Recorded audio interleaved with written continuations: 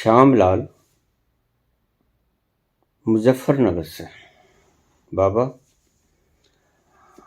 आप थोड़ी वीडियो लंबी कर दिया करो। हमें वीडियो में बड़ा आनंद आता है, सारे दिन की थकावट उतर जाती है। और तो किसी चीज में अब खुशी ना रही, लेकिन आपके प्रवचन सुनते सुनते अचानक थोड़ी देर लीन हो जाते हैं। कृपया आप प्रवचन को थोड़ा लंबा कर दिया करें।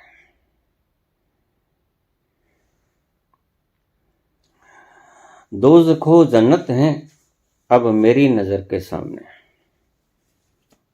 दोज़ख वो जन्नत है अब मेरी नजर के सामने। घर रकीबों ने बनाया उसके घर के सामने। घर रकीबों ने बनाया उसके घर के सामने। मैं बोलता ही इसलिए हूं, मेरा अपना तरीका है। संसार में दुख ही दुख है, कहीं सुख की कोई छाया नजर नहीं आती। तो जब सांझ ढले, घर वापस आओगे तो कुछ देर के लिए मैं बहता हूं, मेरे बहाव के साथ आप भी बह जाओगे। बहने की एक ट्रेनिंग है मेरे प्रवचन।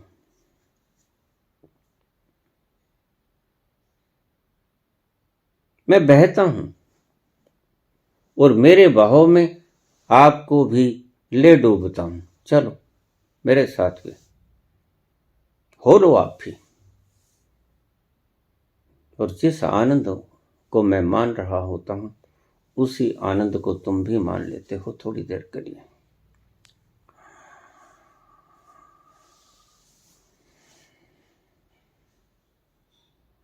प्रवचन थोड़ा लंबा कर दिया करो। प्रवचन पहले से ही बहुत लंबे हैं, क्योंकि जब मैं एवरेज व्यू ड्यूरेशन देखता हूं तो जितने की वीडियो होती है मुझे उतना एवरेज मिलता नहीं।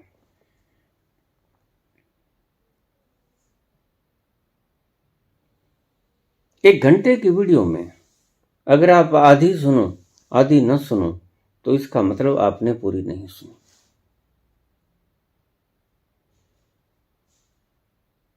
लेकिन मैं बोलता हूं, उसके पीछे एक ही मंतव्य है, मुझे कुछ नहीं चाहिए। मुझे शिष्य नहीं चाहिए, मुझे अनुकरण करने वाले नहीं चाहिए, मुझे फैन फॉलोइंग नहीं चाहिए, मुझे मान नहीं, सम्मान नहीं, अपमान नहीं चाहिए, कुछ नहीं चाहिए। मुझे आपसे कोई उम्मीद नहीं है।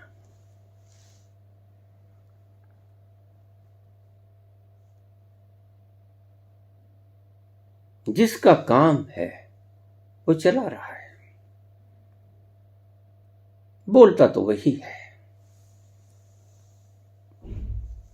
भ्रम हो जाता है आपको कि आप बोल दिया करो, यद्यपि बोलता तो वही है। तो मैं बोलता हूं सिर्फ इसीलिए कि और तो आप बहाव में बहते नहीं। और यह अनूठा फार्मूला है कि जब आप बहाव में खुद से नहीं बह पाते तो फिर गुरु के बहाव में बहना सीख लो। और आपके पास कोई तरीका नहीं, और कोई क्रिया, किसी तरह की विधि आपको सुख देती नहीं। सब विधियां आपके लिए मात्र क्रियाएं बन के रह जाती हैं। कोई सुकून तो मिलता नहीं, कोई चैन तो नसीब होता नहीं। तो फिर मैंने ये आखिरी व्यवस्था सोची कि थोड़ी देर मेरे साथ तुम भी बह लो और उन बहने के क्षणों में तैरना बंद कर दो। बस यही मतलब था मेरे बोलने का यही मतलब है। मेरे बोलने का प्रश्न तो बहाना है, प्रश्न तो बहाना है। असल में तो आपको ठहराना है, मंतव्य तो आपको ठहराना है, प्रश्न तो मात्र बहाना है। कैसे तुम बहाव में आके तैरना बंद कर दो, कैसे तुम प्रयास बंद कर दो। अब प्रयास में थोड़ी देर हो लो और आप कहते हो कि मुझे बड़ा आनंद आता है। जब आप धन्यवाद कह देते हो तो ऐसा लगता है जैसे किसी ने कुछ छीन लिया हो, एक अमूल्य तत्व, अमूल्य धरोहर छीन ली गई हो, ऐसा ही लगेगा। जो बहता है उसको तो ऐसा ही लगेगा, और जो तैरता है उसको ऐसा नहीं लगेगा।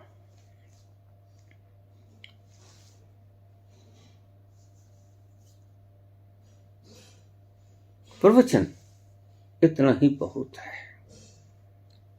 अन्यथा अति सर्वत्र वर्जेत। फिर तुम्हारा मन पेंडुलम की तरह इस दिशा में उस दिशा में भटकता ही रहता है।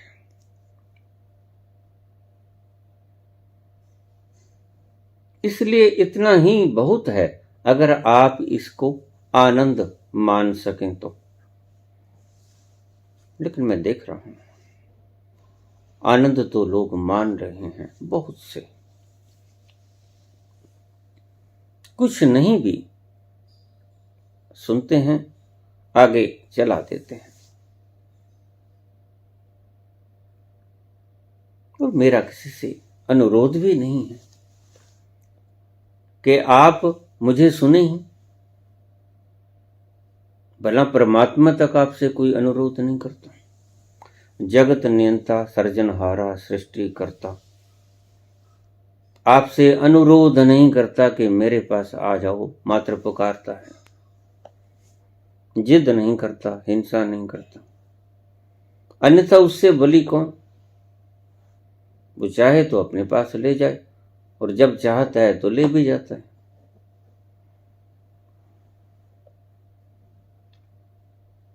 वह भी इतना हिंसात्मक नहीं कि तुमको जोर जबर करके जन्नत दिखा दे। अगर तुम जहन्नुम में रहने को तैयार हो, दोज़ख में रहने को तैयार हो, तो वह भी तुम्हें जन्नत में ले जाने को तैयार नहीं है। याद रखना, बड़ा अहिंसक है परमात्मा। तो मैंने ये ईजाद किया कि दिन ब दिन आप व्यस्त से व्यस्ततम होते चले जा रहे हो। दुनिया आज व्यस्तता की चरम ऊंचाइयों पे पहुंच गई है। उसके पास वक्त नहीं, मजबूरी है, क्या करे। बाबा थोड़ा और शॉर्ट करके, और थोड़ा सा शॉर्ट कर दो।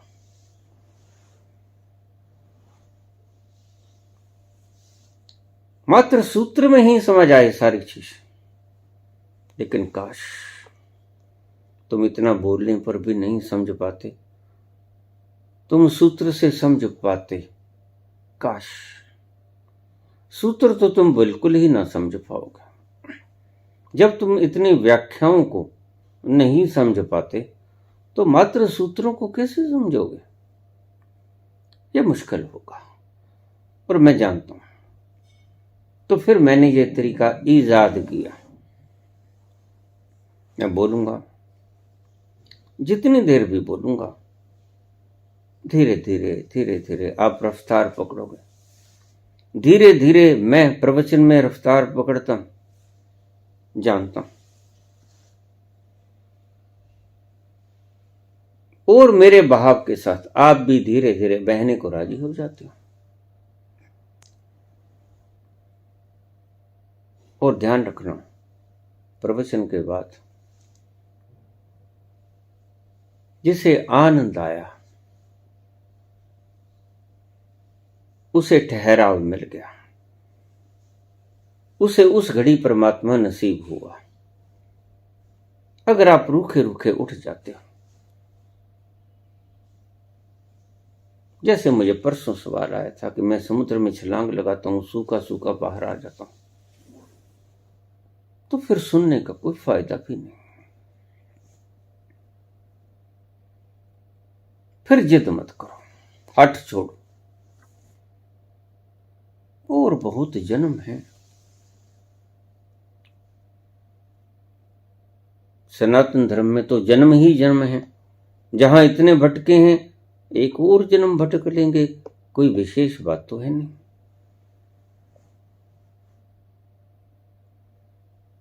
तो फिर तुम सुनने का प्रयास ही मत करना।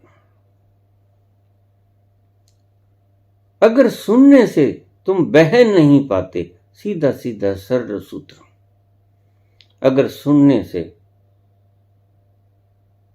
तुम्हारी बुद्धि तुम्हें रोक देती है और तुम्हारी बुद्धि तुम्हें कैंची पकड़ा देती है और तुम सुनते वक्त उस कैंची का इस्तेमाल करते हो, काट छांट करते हो, तो कृपा करो मत सुनो। वक्त जाया हो जाएगा, किसी और चीज में वक्त लगा दो। लोग ताश खेलते मैंने देखे हैं खाली वक्त में, और इनके पास वक्त नहीं होता। लोग खाली वक्त में मैंने फिल्म देखे हैं, वैसे उनके पास वक्त नहीं होता।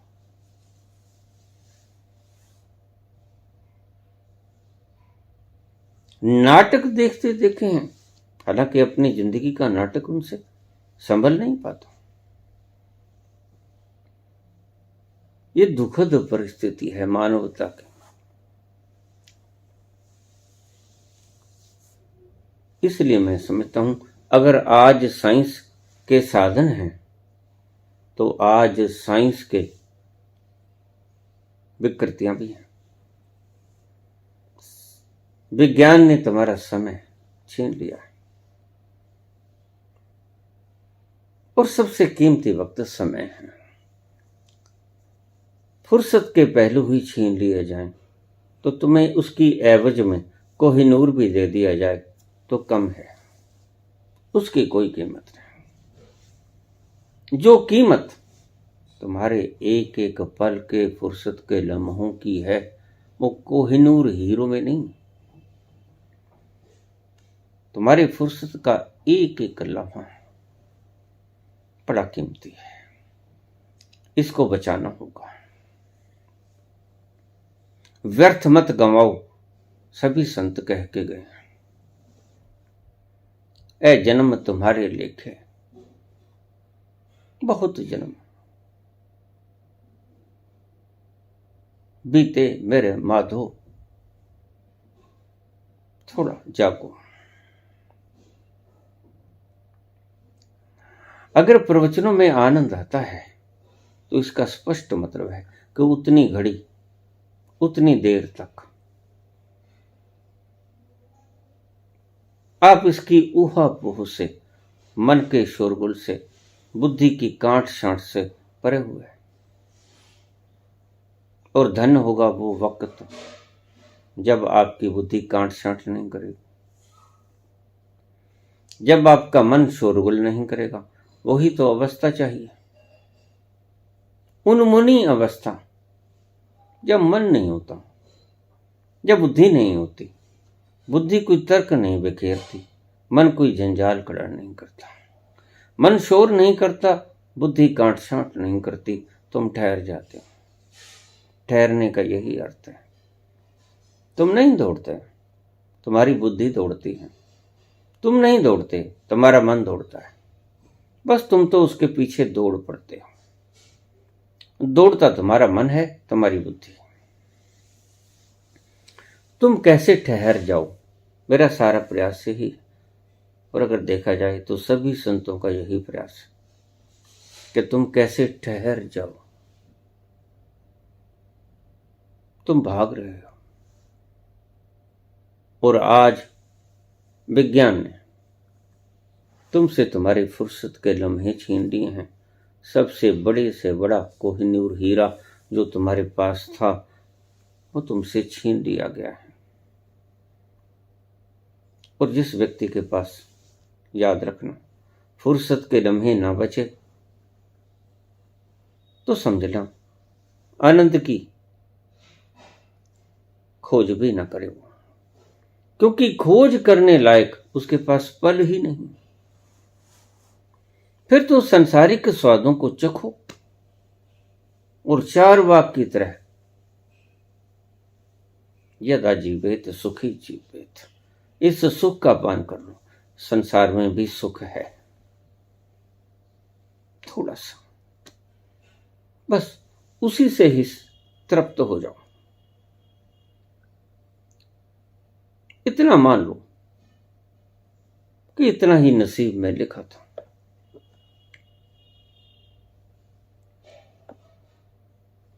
मैं बोलता हूं तो उसके पीछे का कुल कारण इतना है। आप स्वयं से तो बह नहीं पाते, यद्यपि बोलते हैं सभी संत, उसके हुक्म में चलो। हुक्म अंदर सबको, बाहर हुक्म ना कोई। नानक हुक्म जे बुझे तो होमे कहे ना कोई। इस होमे को एक तरफ रख दो थोड़ी देर के लिए, और होमे को एक तरफ रख के फिर सुनो, फिर देखो क्रांति होती है नहीं होती।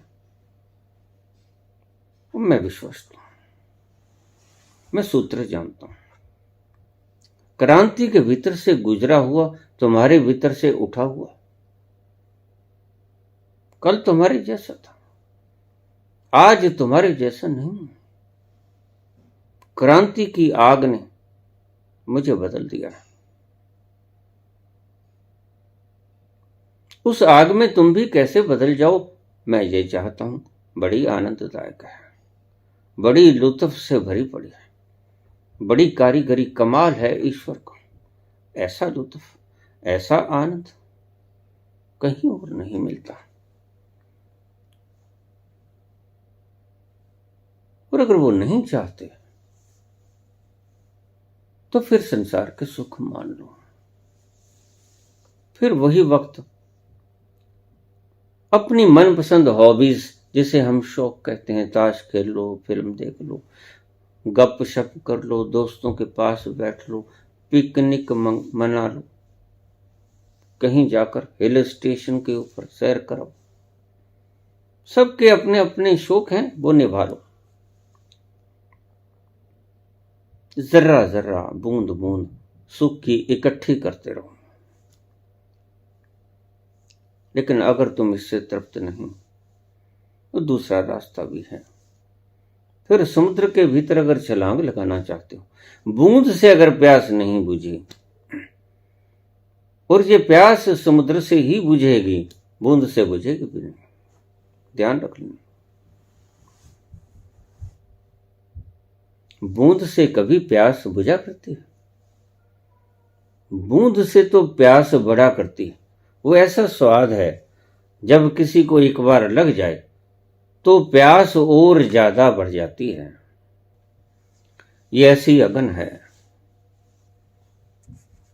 जो एक बार लग जाए तो फिर बढ़ती ही चली जाती है।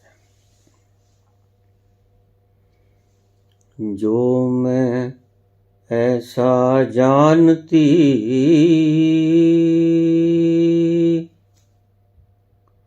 प्रीत किए दुख हो,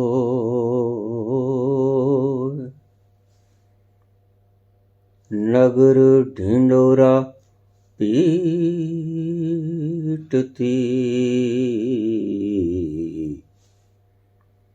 प्रीत न करियो को। जो मैं ऐसा जानती प्रीत किए दुख हो,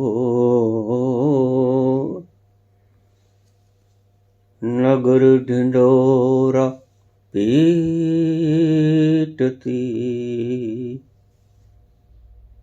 प्रीत न करियो को। मीरा कहती है कि ये आग ऐसी है, अगर पता चल जाता अहंकार कि तुम्हें ही जला देगा तो इसके साथ कभी चिपटता ना। ये तो जला देता है तुम्हारी सभी मान्यताओं को, और ये सभी तुम्हारी मान्यताएं हैं। संत चाहता है तुम्हारी मूलभूत मान्यताओं को मिटा देना। क्यों? क्योंकि तुम्हारी मूलभूत समस्याएं खत्म हो जाए, तुम्हारे सारे प्रश्न गिर जाएं। संत चाहता है तुम खुशहाल हो जाओ, तुम आनंदित हो जाओ, कैसे नृत्य करना सीख जाओ। इसलिए वो आग लगा देता है, छोटी सी चिंगारी। उसे पता है ये चिंगारी फेंकी भटकेगी, और जब भड़केगी तो वृहित दावानल की अग्नि बन जाएगी, जंगलों को जला देगी, खाक हो जाओगे, राख हो जाओगे, भस्म ही बचेगी शेष। जानता है ऐसा ही उसके साथ भी हुआ है। कोई शास्त्र पढ़ के नहीं बोलता संत, खुद का शास्त्र पढ़ता है। खुद का शास्त्र जल गया है उसका इस आग से। ये दावानल की अग्नि, ये जंगल की आग है, इतनी जल्दी फैलती है, तुम्हारा सब कुछ भस्मीभूत हो जाता है। फिर से तुम वो हो नहीं पाते। एक अर्थ में चार्वाक ठीक बोलते हैं, भस्मभूतस्य देहस्य पुनरागमनम कुरु कुतः। जो एक बार चला गया देह में फिर वापस नहीं आता, जो एक बार चला गया अहंकार फिर वापस नहीं आता। बस एक बार ही वो चाहता है कि मिट जाए। कैसे? कैसे ये चिंगारी आपके अहंकार को छू ले। और देखिए अहंकार की अग्नि जो जलाती है उसको, अहंकार को, वह प्रेम ही जला सकता है।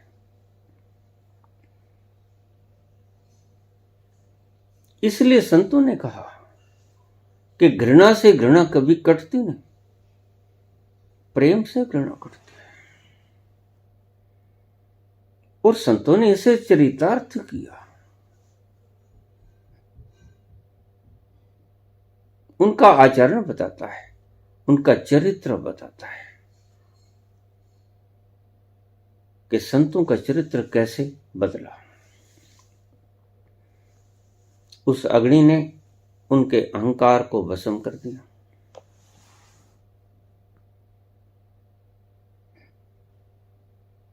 संत चाहता है कि तुम भी ऐसे ही आनंद से मगन हो जाओ, तुम भी ऐसे ही झूमो जैसे मीरा झूमती है कतारा लिए। फिर कोई फिक्र नहीं रहती कि पांव में जूती हैं नहीं है, सिर पर पल्लू है नहीं है, कौन फिक्र करता है? फिक्र तो वही करता है जिसके भीतर अहंकार को आग नहीं लगी है, जिसका अहंकार सुरक्षित है। मीरा का अहंकार सुरक्षित नहीं। मीरा का अहंकार को आग पकड़ गई और दिन दूनी रात चौगनी बढ़ती ही चली जाती है, और अग्नि फैलती ही चली जाती है। एक दिन मीरा जलकर भस्म हो जाती है। भस्म भी कहां बचती है? भस्म का भी क्या अस्तित्व होता है? बस मीरा रहती ही नहीं, वो ही हो जाता है सांवरे कृष्ण कन्हैया।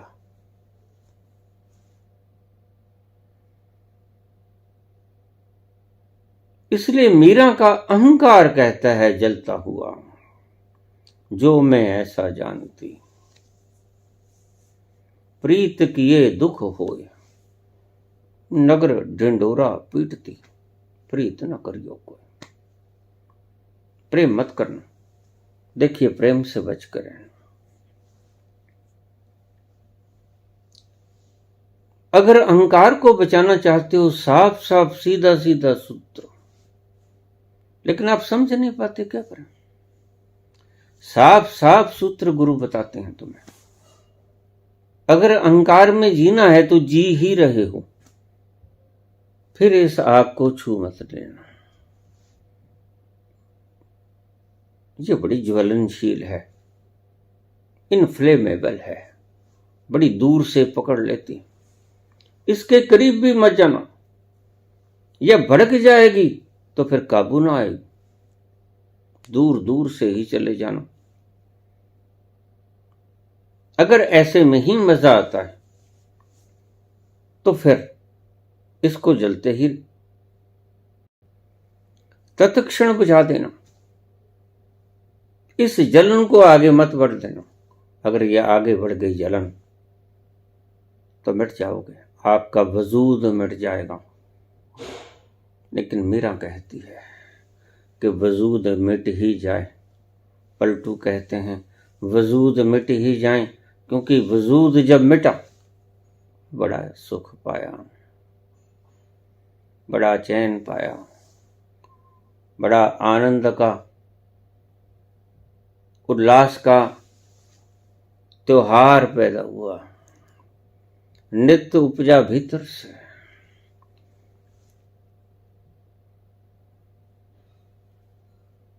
इसलिए कबीर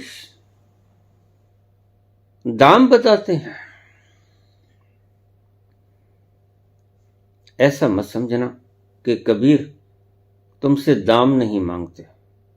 कबीर तो बहुत बड़ा दाम तुमसे मांगते हैं और वो तुम चुका नहीं पाते। यद्यपि उस आनंद को देखकर तुम एक बार कुछ क्षणों के लिए बेहोशी के आलम में मान लेते हो कि ठीक, हम आप जैसा कहते हैं वैसा करेंगे। कबीर कहते हैं जो घर बारह आपना, चले हमारे संग।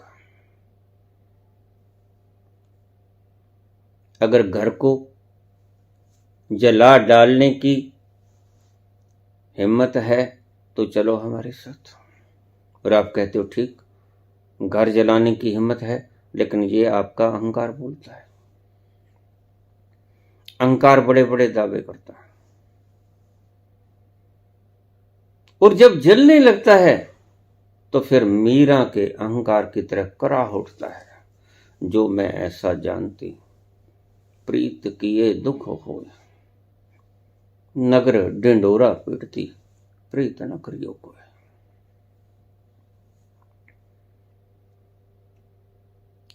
उत्तेजनावश अहंकार कहता है कि ठीक, हम घर फूंक देंगे। लेकिन जैसे ही घर फूंकने लगते हो, जलने लगते हो, कहां समर्पण होता है। और अच्छी तरह से जानते हैं कबीर, इसका दाम आप चुका सकते हो, पैसों में, द्रव्यों में, भौतिकता में, चीजों में, वस्तुओं में चुका सकते हो। लेकिन कबीर आपसे इस दाम की ना अपेक्षा रखते हैं, ना ये दाम मांगते हैं आपसे। वो कहते हैं कि राजा प्रजा यही रुचे, जिसको अच्छा लगता है वो स्थान जहां हम बैठे हैं, तो फिर शीश दे ले जाए, सिर दे दो ले जाए, ये कीमत है उसकी।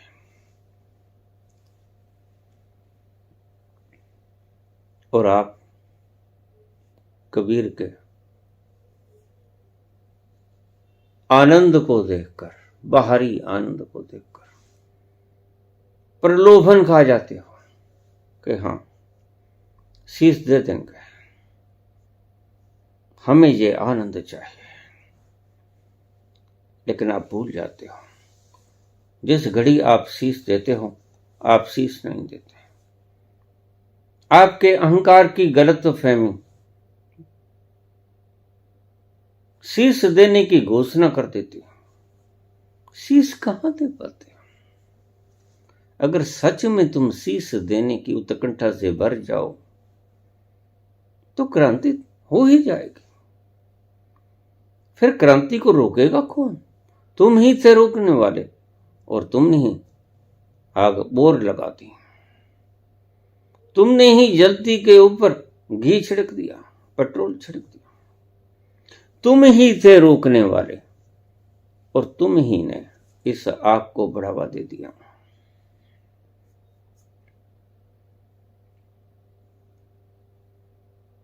तो ऐसा मत सोचना। मेरे पास रोज फोन आते हैं, बाबा दीक्षा दे दो, बाबा मरे जा रहे हैं, दीक्षा दे दो। और मैं देखता हूं कोई आग नहीं लगी है, कोई मुमुक्षुत्व की भावना नहीं, कोई प्यास नहीं जगी है। क्योंकि अगले ही दिन वो सवाल पूछ लेते हैं कि दत्तात्रेय कौन थे? अब ये आग लगी थी। अगले ही दिन पूछ लेते हैं, भूल जाते हैं। दीक्षा लेने वाला व्यक्ति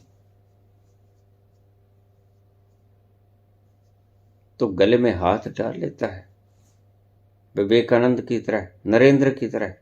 परमात्मा है, हाँ है, देखना है। मुमुक्षुत्व इसे कहते हैं।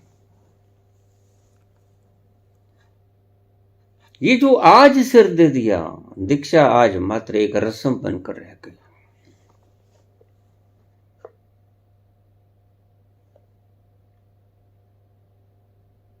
इसलिए बहुत कहने के बावजूद मैं एक रस्म का ही निर्वहन करता हूं। मैं जानता हूं आपकी प्यास झूठी है। यहां तक तो वही पहुंचता है जो मेरे इनकार करने के बावजूद यहां आ जाता है, जो मेरे कॉलर में हाथ डालता है। बस मैं समझ जाता हूं ये पिपासु आ गया।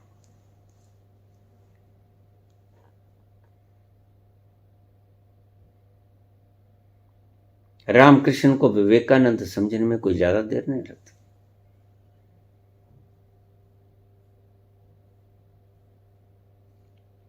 मैं समझ जाता हूं तुम आज कितनी कितनी देर से लोग प्रार्थना कर रहे हैं, बाबा मुझे दीक्षा दे दो, बाबा मुझे दीक्षा दे दो। अब तो मरे जा रहे हैं, और अगले दिन ही सवाल आ जाता है।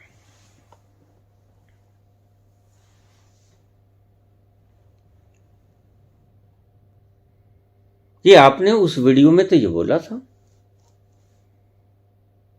इस वीडियो में ये बोल दिया। ये थोड़ा ध्यान रखा करो, पिछली वीडियो में क्या बोला, इस वीडियो में क्या बोल रहे हो। बिल्कुल विरोधी वक्तव्य। ये क्या तमाशा है? और थोड़ी देर पहले तुम दीक्षा मांग के हटे थे, प्राण जाते थे अगर दीक्षा ना दे दूं, लेकिन दीक्षा नहीं दे दी गई तो अब फिर ये असलियत, नकाब उगड़ गया। अब ये असलियत बाहर आ गई। मैं जानता था मवाद है, थोड़ा चीरा लगा दिया। चीरा लगा दिया तो आप सोचे थे खून निकलेगा, मुझे पता था सड़ांध दुर्गंध युक्त मलबा निकलेगा, वही निकलता है। थोड़ा सोच समझ के बोला करो, थोड़ा ध्यान कर लिया करो पिछले वीडियोस में आपने क्या बोला था और इस वीडियो में आपने क्या बोला।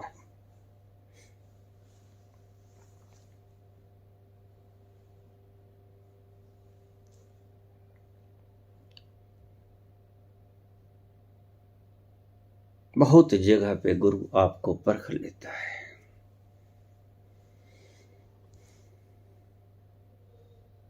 ये वो नगमा है जो हर साज पे गाया नहीं जाता।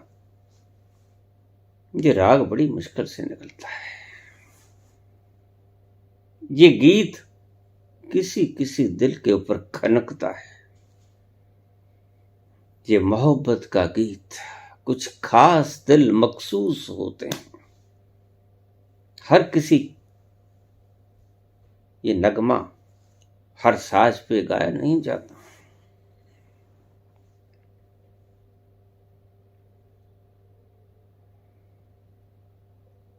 थोड़ी थोड़ी चोट दे देता है गुरु बीच बीच में से, और यही तुम्हारी परख होती है। जिन्होंने वास्तव में शीश दे दिया वो क्या खाक बोलेंगे।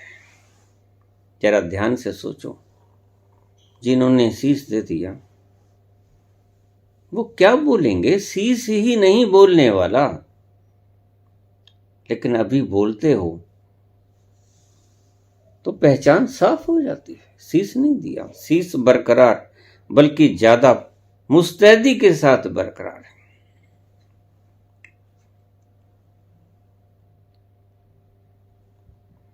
बहना सिखाता हूं,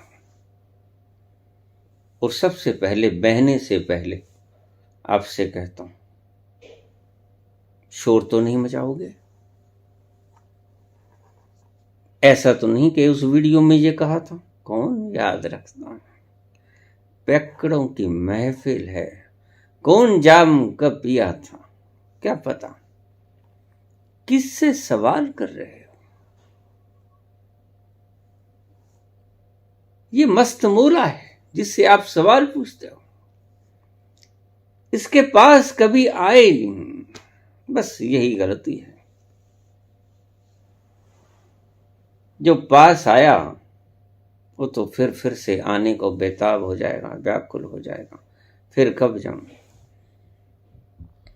जो पास ही नहीं आया वह आग का सेक ही नहीं माप पाएगा, उसको सर्दी ही लगती रहेगी।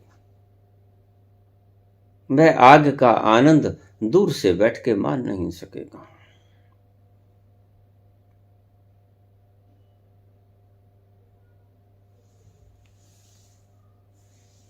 किसे परवाह होती है कि मैं कौन सी वीडियो में क्या बोले था। कौन याद रखेगा और क्यों याद रखेगा।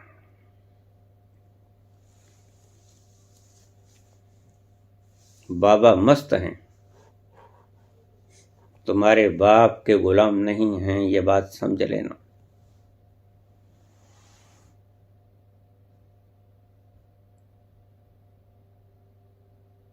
और मेरी मस्ती को आप तोड़ भी नहीं पाओगे। ये गलती मत खा जाना। बस इतना ही तुम्हें आईना दिखा रहा हूं कि देखो अपना आईना, अपना मुख। ये शीश दिए थे और तुम अपना आईना देखो। आज सवाल क्या पूछ रहे हो। तलाश तो थी आनंद की, लेकिन तलाश निकली क्या, भीतर से क्या आई।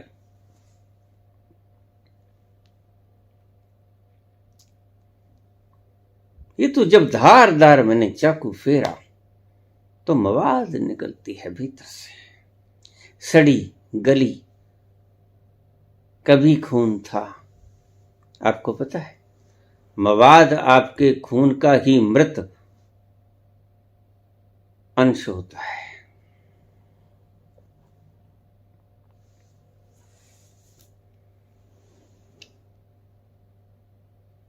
रोज मेरे पास ऐसे लोग आते हैं, बाबा दीक्षा दे दो। वर्षों से दीक्षा मांग रहे हैं, और जो वर्षों से दीक्षा मांग रहे थे, अगर उनको मैंने दीक्षा दे दी, ज्यादा विरलाप करने लगे, तो मैं कभी कभी थोड़ा सा चीरा भी दे देता हूं,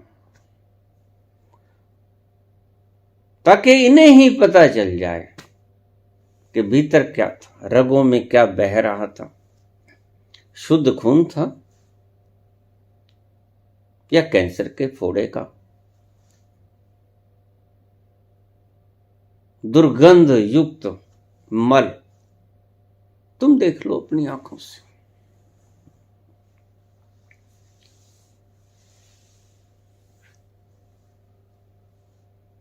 बहना सिखाता हूं, तुम्हें तुम्हारे लिए बहना सिखाता हूं, तुम्हारे आनंद के लिए बहना सिखाता हूं। और अगर ये पाप है तो इस पाप को तुम मत होने दो। बहुत बार मैंने कहा है,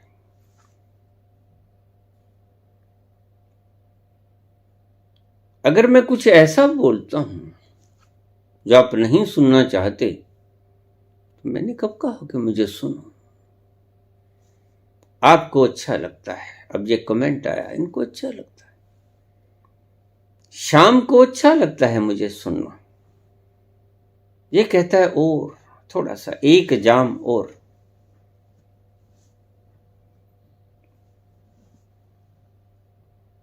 अभी वो मस्ती बिखर बिखर जाती है, अभी थोड़ा सा और जाम ढल जाए, हलक के नीचे उतर जाए, मस्ती का सुरूर घेर ले, तो क्या बात है बाबा।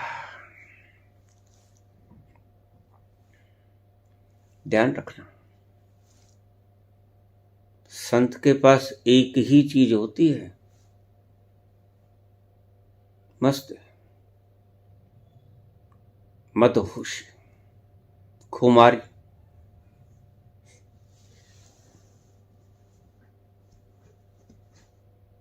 अगर उससे कुछ ले पाओ, अगर उससे कुछ सीख पाओ, तो वह एक बात ही आपको सिखा सकता है और एक बात ही आपको सिखाना चाहता है।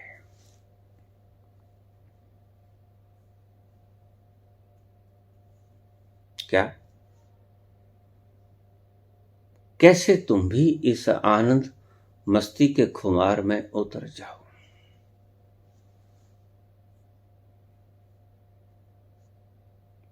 बाबा नानक भी कहते हैं, कितने चोर हराम खोर। अब ये मस्त मस्त मौला फकीर क्या बोल रहा है? ये तुम्हारे लिए बोल रहा है, मैं कोई नया बोलने को नहीं, सभी संतों ने बोला, अलग अलग भाषाओं में बोला।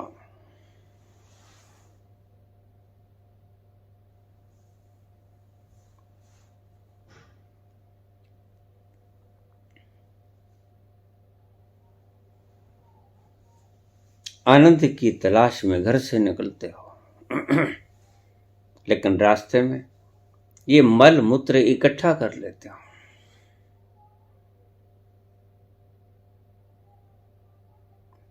और ये मल मूत्र जो इकट्ठा करते हो, इसको ही तुम खजाना समझ लेते हो। फिर अगर कोई तुम्हें कहता है कि अरे ये तो मल मूत्र है, दुर्गंध युक्त है, तो तुम्हें वही खजाना नजर आता है और उसके ऊपर प्रहार करने वाला तुम्हें डाकू नजर आता है। और संत का तो काम यही है, संत तो बड़ा डाका मारता है, तुम्हारे अस्तित्व के ऊपर ही डाका मार लेता है। संत तो तुम्हें उघाड़ेगा ही नहीं, मिटा भी देगा, तुम्हारा अस्तित्व ही नेस्तनाबूद कर देगा। तुम बचोगे, मात्र भस्म बनकर बचोगे, इतना सही। शेष रह जाएगा तुम्हारा अस्तित्व।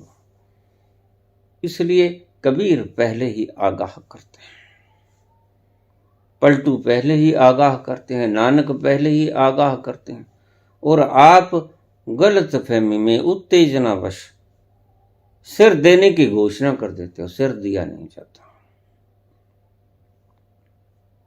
शीश दे ले जाए, इसकी कीमत है, चुकानी पड़ती।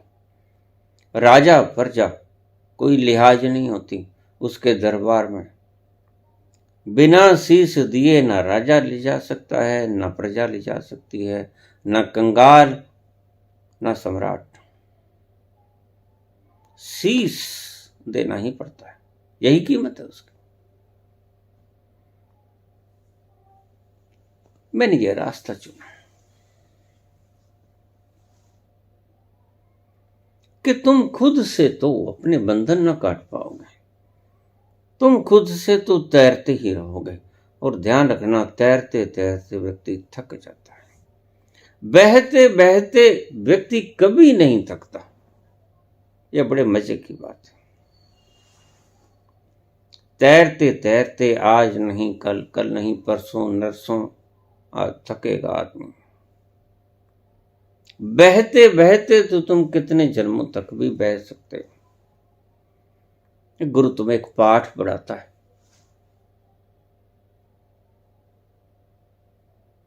तुमसे कुछ नहीं करवाता, वो कोई विधि नहीं बताता, कोई गुंजार नहीं करवाता, कोई कर्म कांड नहीं करवाता, कोई हाथ में माला नहीं पकड़ाता, कोई उपाय नहीं देता, किसी तरह के कोई कर्म कांड नहीं करवाता, कोई आडंबर नहीं करवाता। बस गुरु कहता है कि मेरे साथ बह लो, क्योंकि तुम स्वयं से ना बह पाओगे। स्वयं से तो तुमने सदा ही अभ्यास किया है तैरने का, इसलिए तुम्हारे भीतर एक संस्कार बन गया है तैरने का। तुम्हारी मजबूरी भी है।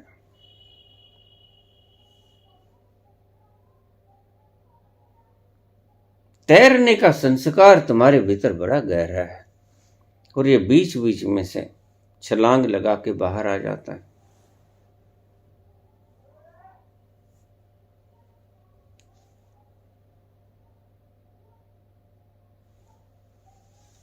तैरना बंद करो, बहना सीखो। अभी जानते नहीं हो, गुरु भी जानता है ये बात। बहना भी तुम्हें सिखाना पड़ेगा। तैरना तो तुम निष्णात हो गए हो, तैरने में तो। बहना अभी तुम्हें आता नहीं। बहना तुम्हें अभी ऐसा लगता है जैसे बड़ा दुष्कर कार्य है, और गुरु ये बात भली बात ही जानता है। और गुरु तुमसे कहता है, ठीक, मैं तुम्हारी समस्या को अच्छी तरह समझता हूं, चलो तुम ऐसा करो, मेरे साथ बहो। बहने में कुछ लगता भी नहीं, बहने से तो बहाव में ही बह जाओगे, बहने में उतर जाओ, बस कुछ नहीं करना होता। तो गुरु कहता है, आओ मेरे साथ बहो, और तुम बहते हो। गुरु भी बहता है। गुरु के मीठे रसीले शब्दों से ग्रसित तुम किसी और परिलोक में चले जाते, किसी और स्वप्न लोक में खो जाते, और वो पल कब बीत गए तुम्हें पता नहीं चलता।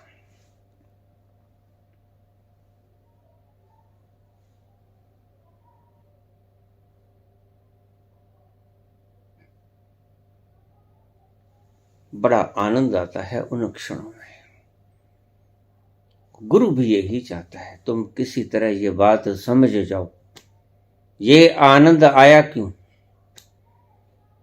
ये जो पुकार उठी कि बाबा थोड़ा सा प्रवचन और लंबा कर दिया करो, ये मांग उठी क्यों?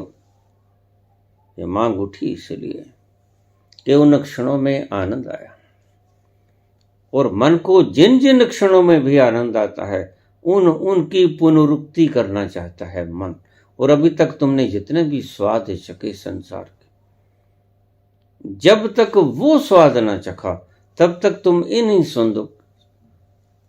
इन्हीं का पुनरुक्त करते जाओगे, इन्हीं स्वादों का पुनरुक्त करते जाओगे। यही तुम्हारा जीवन बन के रह जाएगा, यही जीवन बन के रह गया है। तो गुरु जब देखता है कि दुखी तो बहुत है, सड़ांध मार रही है, सारे शरीर से कैंसर युक्त है, और चाहता है सुगंध, तो क्या किया जाए? एक ही तरकीब है, तुम कुछ कर ना पाओगे, कुछ ना हो सकेगा तुमसे, और कुछ हो भी नहीं सकता तुमसे, ये भी गुरु जानता है। करे करावे आपे आप। मानस के कछु नाही हाथ। गुरु इस बात को भली भांति समझता है और तुम्हें तैरने की कवायद शुरू करवाता है बंद, और बहने की कवायद शुरू करवाता है शुरू। कैसे तैरना बंद कर दो, कैसे बहना शुरू कर दो। तो सबसे अच्छा फार्मूला और पहला फार्मूला, पहली सीढ़ी कि मैं बहता हूं, आओ मेरे साथ बहो।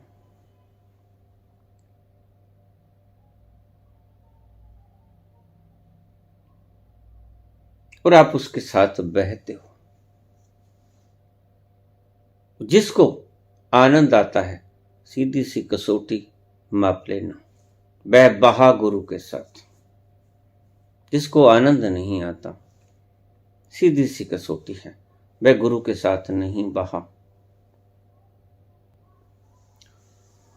और गुरु तुम्हें परम स्वतंत्रता देता है, तो इसका अर्थ यह नहीं कि तुम गुरु को परतंत्रता देनी शुरू कर दो।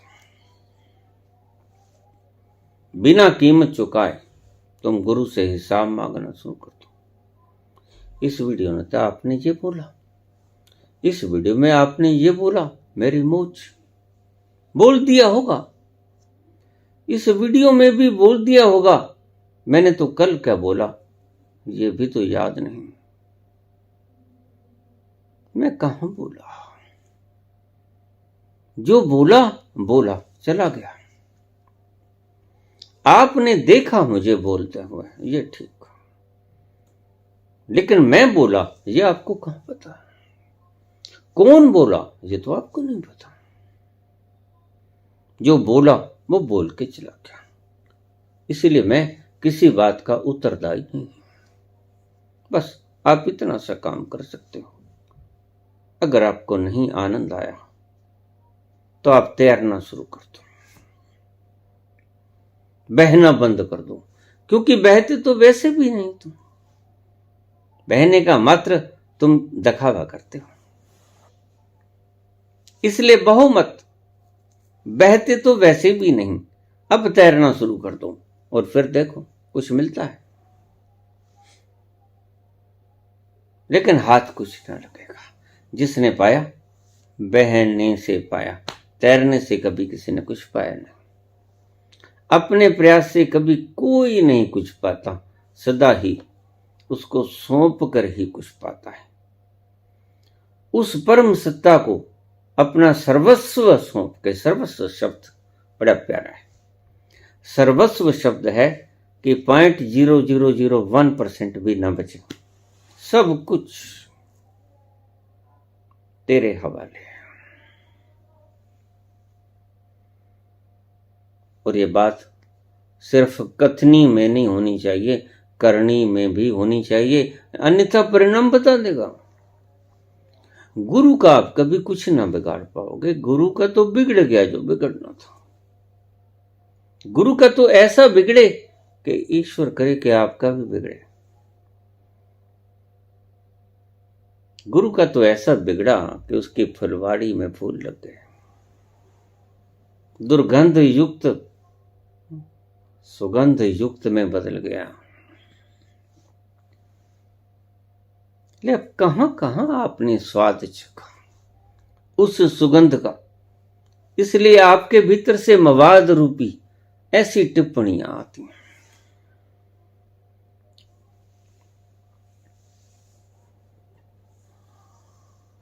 बहना सिखाता हूं मैं। जब मैं बोलता हूं, और धन्यभागी हैं जिन्हें इस बहने में आनंद आता है, जिन्हें तैरने में आनंद आता है, वो तैरें, कौन रोकता है।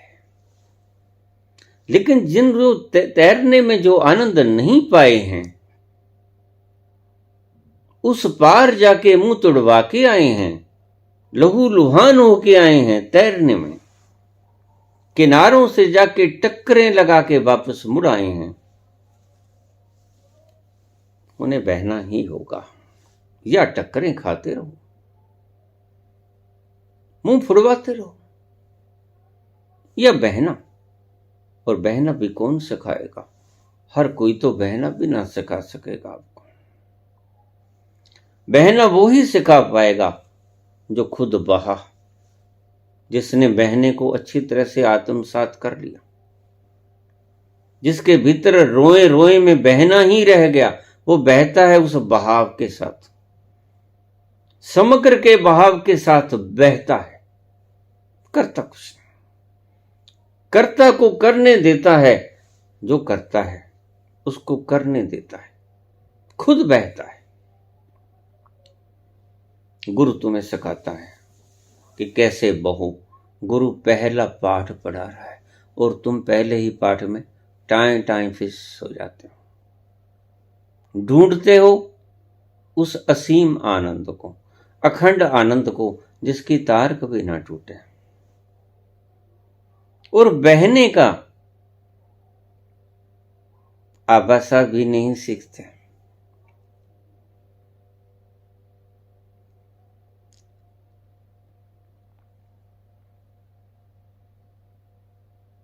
जो बहे वो आनंद पाए।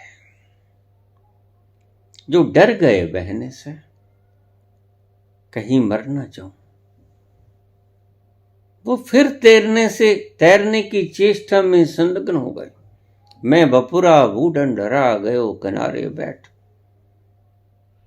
डूबने से डर लगा, किनारे पे बैठ गया। मर ना जाऊं, बस मरे मराई तो हो। कौन कहता है तुम जीवंत हो? जो व्यक्ति आनंदहीन है वो मृत है। जो फूल खिला नहीं वो मृत ही तो है। जो फूल ने अपनी पंखुड़ियां फैला दी और सुगंध बिखेरनी शुरू कर दी, वही तो जीवंतता का प्रतीक है। और तुम मरे मराए तो हो ही, तुम्हें और कौन क्या मारेगा? तो गुरु के संग हो लो। गुरु के संग बहो। बहना बेहतर जानता है, उसको बहने का स्वाद भी पता है। बस इस बहने के स्वाद में जब गुरु बहता है तो आप भी संग संग हो लेते हैं और आपको भी वो स्वाद लग जाता है, एक संक्रामक बीमारी की तरह आप में भी वो फैलता है। आनंद की खुशबू आपको बिखेर लेती है, आप भी खुमारी में मदमस्त हो जाते हैं। लेकिन एक बात का ध्यान रखना, जिन्हें आनंद आया वो सही बहे, जिन्हें आनंद नहीं आया, बुद्धि की कांट छांट बाकी रह गई, उनका कसूर खुद का है, बोलने वाले का कुछ कसूर नहीं। बोलने वाला तो प्रार्थ के निस्वार्थ भाव से बोला, बिल्कुल निस्वार्थ, अति निस्वार्थ भाव से बोला। सुनने वाले में ही कहीं चूक हो गई हो तो फिर सुनने वाला ही दोषी। बड़े शौक से सुन रहा था जमाना, तुम ही सो गए दास्तां कहते कहते। दास्तान तो शुरू रखता है गुरु, लेकिन तुम सो जाते हो, सुनते सुनते सो जाते हो, और फिर जब झंझोड़ दिए जाते हो फिर कहते हो मैं तो दुखी हूं, मैं सुखी होना चाहता हूं। नहीं नहीं, ये सब मन की कल्पनाएं हैं, मन के खेल हैं। मन तुम्हें बड़ा भटकाता है, इस मन का खिलारा तुम्हें बड़े दुख देता है। मन लोभी, मन लालची, मन चंचल, मन चोर, मन के मते न चालिए, पलक पलक मन और। जिन्होंने मन का संग किया वह भागे। और मैंने पहले भी बताया, बहुत प्रवचनों में बताया कि जो भागा उसने खोया, जो ठहरा उसने पाया। गुरु की सारा प्रयास, गुरु इतना बोलता है, इतनी झखाई करता है गुरु, काहे को? कोई दाम मांगता है उससे?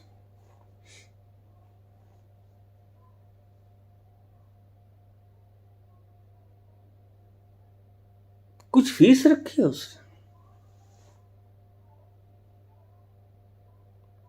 अगर कुछ देते हो तो बंद कर दो, लेकिन सुनो, गुरु भी यही चाहता है। गुरु को सिर्फ सुनो,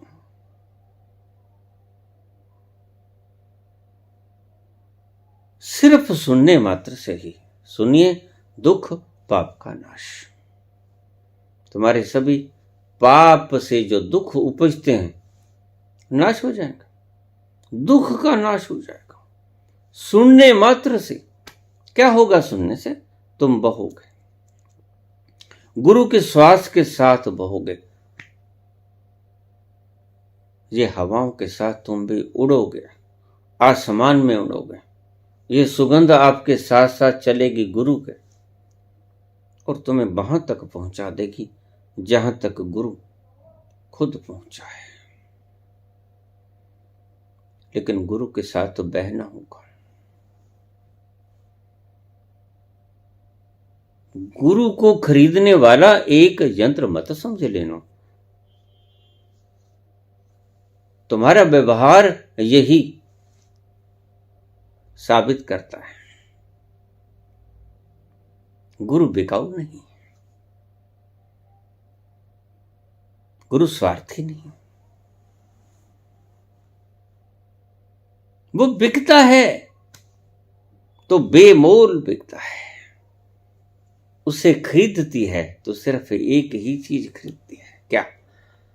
तुम्हारी पिपासुता, तुम्हारी प्यास का सही भीतर से जगी पुकार। ये है मोल, ये जगना चाहिए। और अगर तुम्हें आनंद नहीं आया तो गुरु तो अमृत बिखेरता है, गुरु तो शीतल धारा पानी की बिखेरता है। अगर तुम्हें आनंद नहीं आया तो एक ही बात को सिद्ध करता है कि तुम प्यासे ही न थे।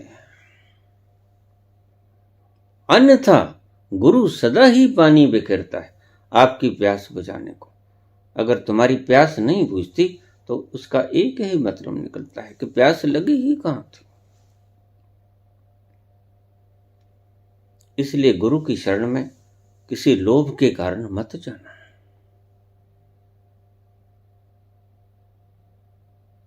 लोभ के कारण मत जाना। गुरु की शरण में जाना अपनी प्यास को बुझाने के लिए, वो आपकी जरूरत है। लोभ मैं उसे कहता हूं जो इकट्ठा करने के लिए आप पूरा मांगते हो, और जरूरत मैं उसे कहता हूं जो आपकी जिंदगी की आवश्यकता है। और याद रखना, आप संसार की जरूरतों को तो कमा लोगे, मनस की जरूरतों को भी आप ताश खेल के, फिल्में देखकर और अगड़म बगड़म करके आप पूरी कर लोगे। लेकिन आत्मा की भूख का क्या होगा? आपका क्या होगा जनाबे अली? आत्मा की भूख से कैसे निपटोगे? सब इकट्ठा कर लोगे, माना ढेर इकट्ठा कर लोगे, वस्तुओं का, साधनों का उपयोग भी कर लोगे, लुत्फ भी उठा लोगे। लेकिन एक बात को ध्यान में रखना, सदा से अंत में जो चीज पाओगे वो यही पाओगे कि कमाया, सब कमाया, भोगा, सब भोगा, लेकिन कुछ रह गया। कोई है भीतर, वो मानता नहीं, वो कुछ और चाहता है। वो क्या है जो कुछ और चाहता है? अध्यात्म भूखा रह गया, शरीर तृप्त हो गया, मन तृप्त हो गया, मनोरंजन कर लिया, शरीर तृप्त हो गया, भोजन स्वादिष्ट कर लिया, भोग स्वादिष्ट ले लिए, मनोरंजन कर लिया, मन तृप्त कर लिया, फिल्म देखा है, इधर उधर की कर ली, चुगली चाटी कर ली, बाहर घूम फिर आए, कंदराओं की सैर कर ली, हिल स्टेशंस की विदेशों में चले गए, मन की तृप्ति भी हो गई, लेकिन क्या होगा जनाब आली,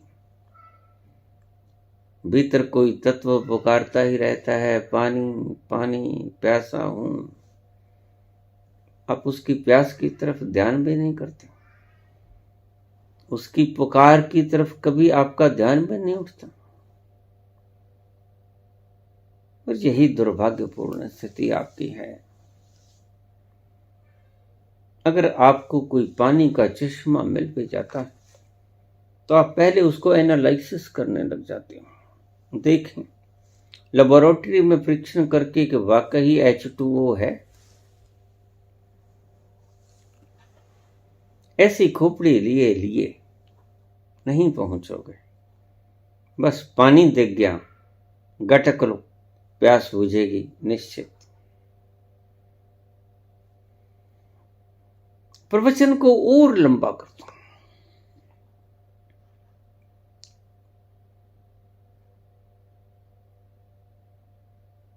प्रवचन लंबे भी हो, लंबे भी बोले, लेकिन मैं देखता हूं पूरे सुने नहीं गए। कुछ लोगों ने सुने, लेकिन सभी ने नहीं सुना। जितना बह सकते थे उतना बहे, अवश्य बहे, लेकिन मेरी दृष्टि से पूरे नहीं बहे। और अगर आप 99.99 भी बहे तो मेरी दृष्टि से नहीं बहे। समझते हो बात को? अगर आप 99.99 भी बहे तो मेरी दृष्टि से नहीं बहे, कम बहे नहीं, क्योंकि वही परिणाम न बहने का होता है और वही परिणाम 99.99% न बहने का होता है।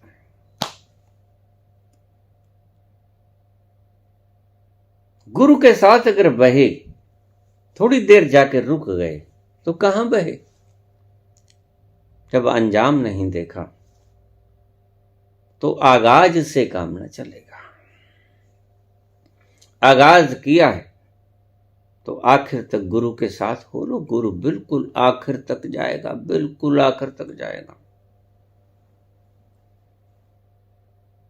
और बीच मंझधार में रुकोगे किसी डर के कारण, किसी लोभ के कारण, कोई भय से आक्रांत हो जाओगे,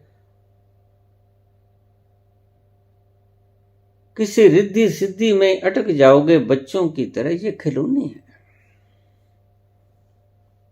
उस परम रस को ना पा सकोगे। सूखे कंठ लिए चलते फिरते रहोगे।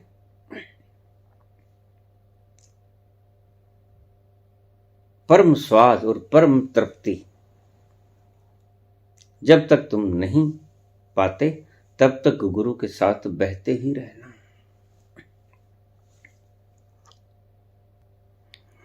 और फिर रोज रोज ऐसा मौका आता भी नहीं।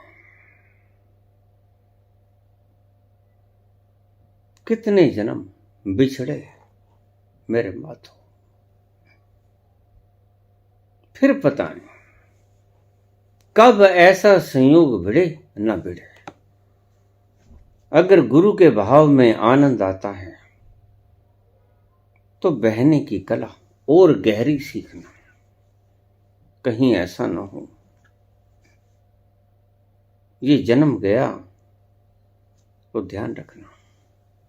फिर ऐसा वातावरण, फिर ऐसे सारे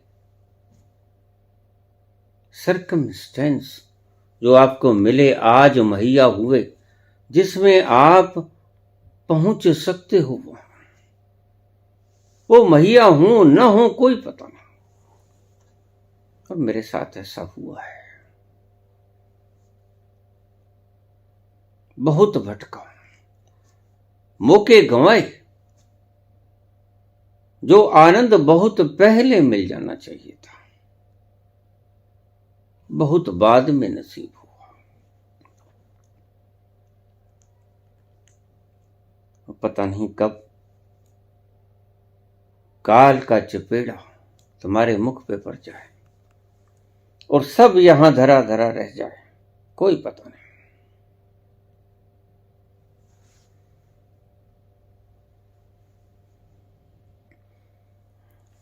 चल उड़ जा रे पंछी के अब ये देश हुआ बेगाना। चल उड़ जा रे पंछी के अब ये देश हुआ बेगाना। भूल जब वो मस्त हवा वो उड़ना डाली डाली। भूल जब वो मस्त हवा वो उड़ना डाली डाली। आँख का कांटा बन गई दुनिया चाल तेरी मतवाली। कौन भला उस बाग को पूछे हो ना जिसका माली। तेरी किस्मत में लिखा है जीते जी मर जाना। चल उड़ जा रे पंछी के अब ये देश हुआ बेगाना। चल उड़ जा रे पंछी।